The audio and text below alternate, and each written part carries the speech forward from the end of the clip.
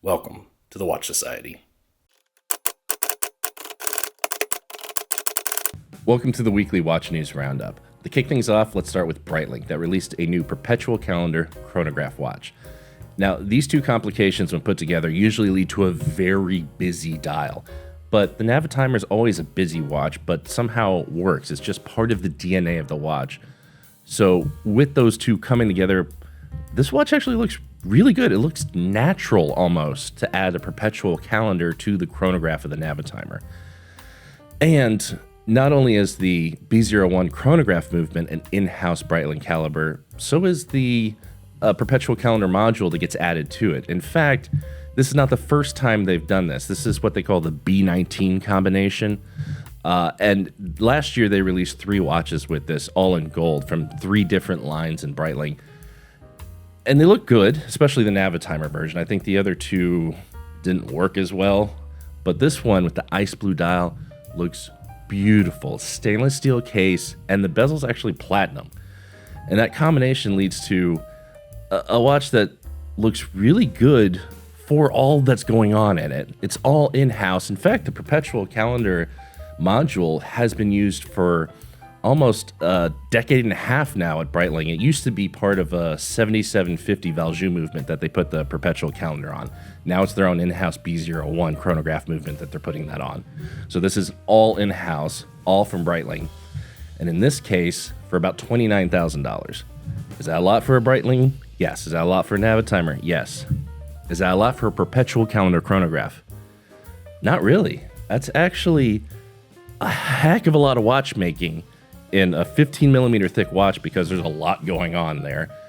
But it looks good. The dial looks good. And the price is, this is high horology. Even if it's from Breitling, they do a good job. This is COSC certified. This is a well done movement, all in-house, at a price point that is a lot.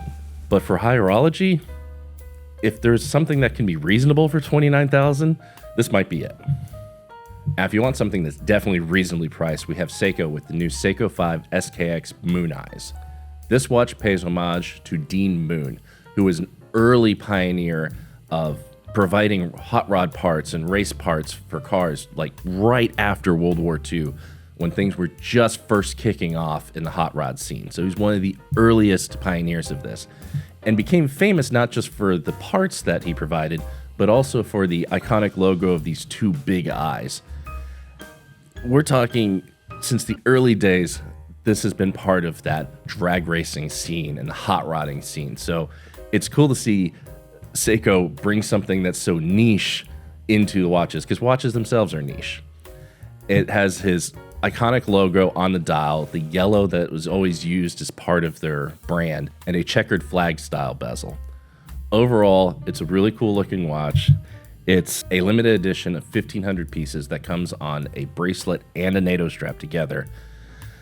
It is part of that line that Seiko's done recently with Rowing Blazers and these different watchmakers to create something that's a lot of fun and approachable. At $420, it's right there of a fun watch that you can buy if you are someone who can afford a lot of watches, or somebody who's just getting started and really loves that drag racing culture to get something unique. Seiko really does a good job of bringing different brands like this together and creating a fun watch that we can all appreciate. So good job, guys.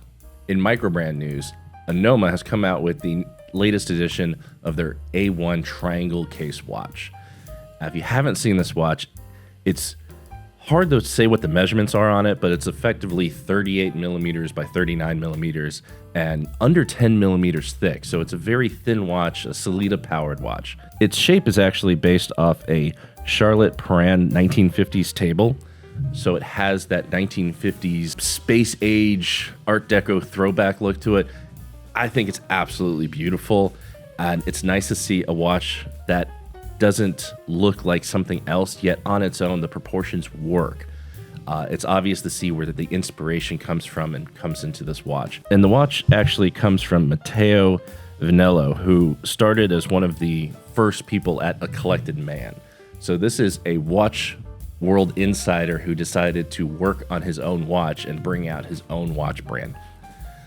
Love to see that. This is somebody with a passion in it that's bringing out something new to the watch world that doesn't look like something else and is always something I appreciate. Again, it's a Sellita-powered micro brand for $2,300, an absolutely unique case. If this thing appeals to you and the design appeals to you, I think this is a great buy, getting on early in a new watch brand. Now on the Blancpain, that released a new 50 fathoms BOC4 technical diver. It's made out of grade 23 titanium. Now, besides being a bigger number than grade 5 titanium, and Blancpain likes their bigger numbers as this thing is 45 millimeters across, grade 23 titanium has less impurities than grade 5, which means it's more corrosion resistant to salt water. So it's a good choice for a dive watch like this that, despite its price of over $21,000, is actually meant to go diving. It is a dive watch, so it does have the typical 300 meters of water resistance. In Freedom units, that's 984 feet, or about 358 bald eagles. Now, it's also worth saying that $1,000 of every one of these 100-piece limited edition will go towards the Blancpain Sulubai Research Center, which works to restore marine habitat in the Shark-Fin Bay area of the Philippines, where the research center is located. So I do appreciate that Blancpain is trying to give back to something that is associated with the dive watch. They're not the only ones that work in charities. Oris is probably the most famous for that. But it's good to see other watch brands using the status of these expensive items to actually give back somewhere that has to do with what the watch is about. So good job there. It is a good looking watch. It is big, it is pricey, but if you like a Blancpain 50 fathoms, that's what you're used to. With that being said, it looks good. It's a Blancpain. It is exactly what it's supposed to be. Nothing wrong with that. Moser and Cie has been in the United States for a while with their Moserland boutique salon up in New York, but they're actually opening a first pure boutique, and it's out in San Francisco. And with that, they're releasing a 17-piece limited edition streamliner. Solid 18-karat gold, tourbillon, skeletonized. It's the list of ridiculousnly. And with that, $137,000 price tag. It is definitely the extreme side of price for Moser. Only 17 pieces. This is for the absolute Moser fanboys. It does look good, and if you haven't had a streamliner in hand, it's one of those watches you need to have in hand, because the proportions and the look of the bracelet are hard to appreciate unless it's on your wrist, because it is one of the most comfortable bracelets ever made. It's hard to say that something is as comfortable or more comfortable than Rolex, which honestly is the king of bracelets, but this is one of those that compares. This is one of those high-end luxury bracelets that you understand, oh, they put something different into this.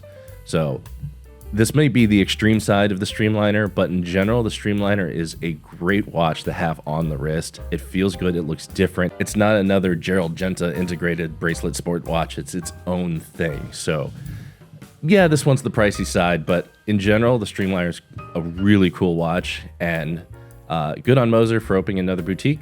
Look forward to seeing what comes out of there. And lastly, we have Ming with Project 21.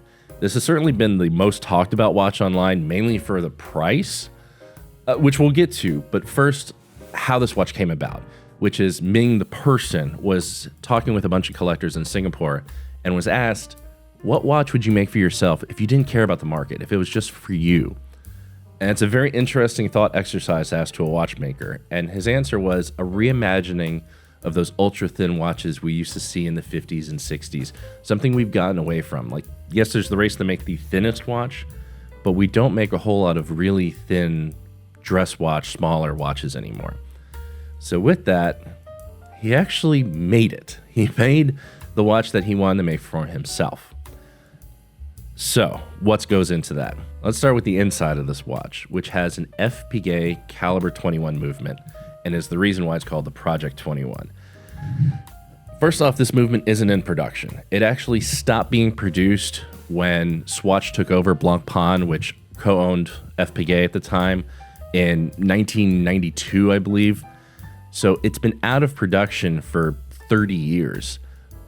But it was actually the thinnest movement in the world for 90 years, from 1925 when it came out until 2015 when Audemars Piguet finally made a thinner movement, and there became an arms race for the thinnest watch. For 90 years at 1.75 millimeters thick, this was the thinnest watch movement. And it was used by everybody. We're talking Rolex, Patek, Cartier, Longines, Omega, Zenith,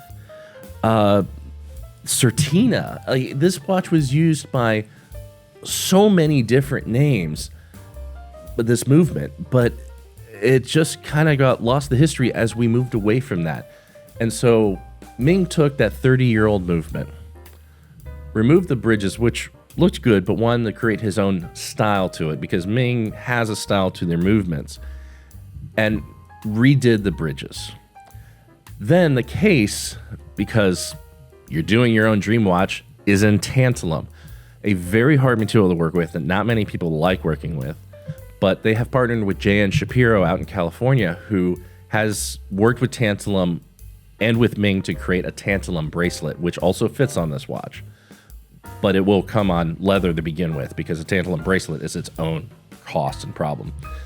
But this case is tantalum that is help made with J.N. Shapiro. And even when you move to the dial, it's a very interesting dial where it has different layers to that gold dial, that some are cut in, some are actually vapor deposited on top. So it has different layers to this very thin watch. And it has something that Ming does once in a while, which is put the markers actually on the sapphire crystal.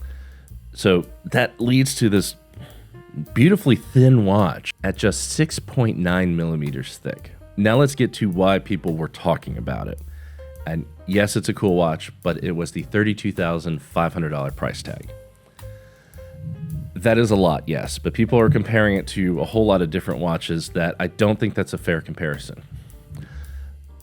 This is a case that is hard to work with, that need to be worked with somebody else. It's a movement that's 30 years old that you have to revitalize, create custom bridge work for, and do it over the space of only 17 pieces.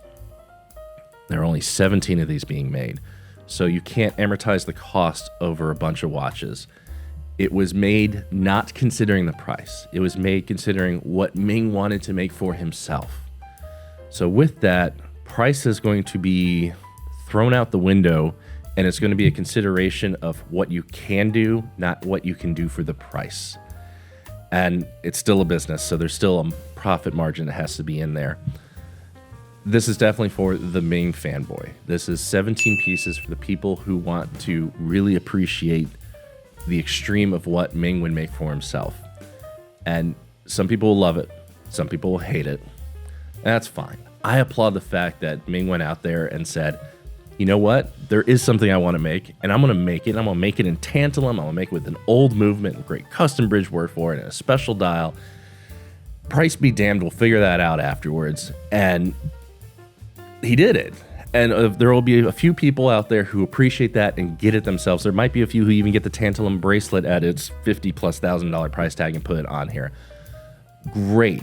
I just like the fact it was done. And there are plenty of watches out there in the $30,000 price range that I don't understand why anyone buys.